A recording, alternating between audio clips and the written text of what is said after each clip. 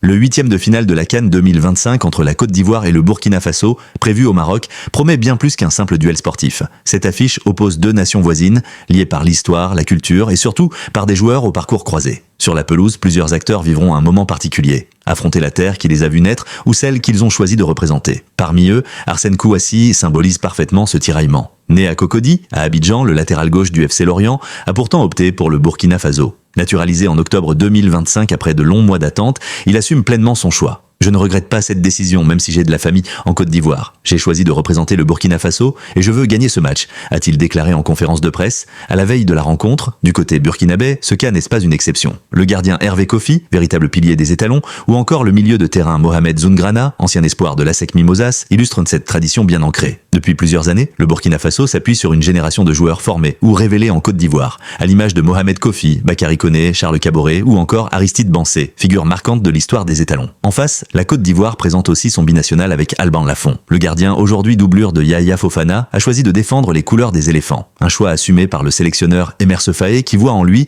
un gardien de qualité pleinement engagé dans le projet ivoirien. C'est un privilège pour moi d'être ici, avait confié Lafont, conscient de la portée symbolique de sa décision. Ce phénomène dépasse largement le cadre de cette affiche. Il reflète une réalité bien connue du football ouest-africain, où les talents circulent et où les identités sportives se construisent parfois loin du pays de naissance. Le Mali, autre grand rival régional, compte lui aussi des joueurs nés en Côte d'Ivoire, comme Néné Dorgelès, originaire de Yopougon, ou Yves Bissouma, né à Issia, qui a déjà évoqué la complexité émotionnelle de son engagement. Ce Côte d'Ivoire-Burkina Faso s'annonce donc comme un match à forte charge psychologique. Les étalons, portés par cette génération de binationaux, rêvant de décrocher enfin le trophée continental. Les éléphants, champions en titre, devront quant à eux faire face à des visages familiers, parfois d'anciens espoirs du pays animés par la volonté de créer la surprise. Sur le terrain, chaque duel aura une saveur particulière. Les relances d'Arsène Kouassi, les arrêts d'Hervé Kofi face à ses compatriotes de naissance ou encore une éventuelle entrée en jeu d'Alban Lafont seront scrutés de près. Plus qu'un match de football, c'est une confrontation de parcours, de choix et de loyauté qui se jouera sous les yeux d'un public partagé entre émotion, fierté et passion. Si tu veux avoir encore plus d'informations sur ce genre de sujet sur le football,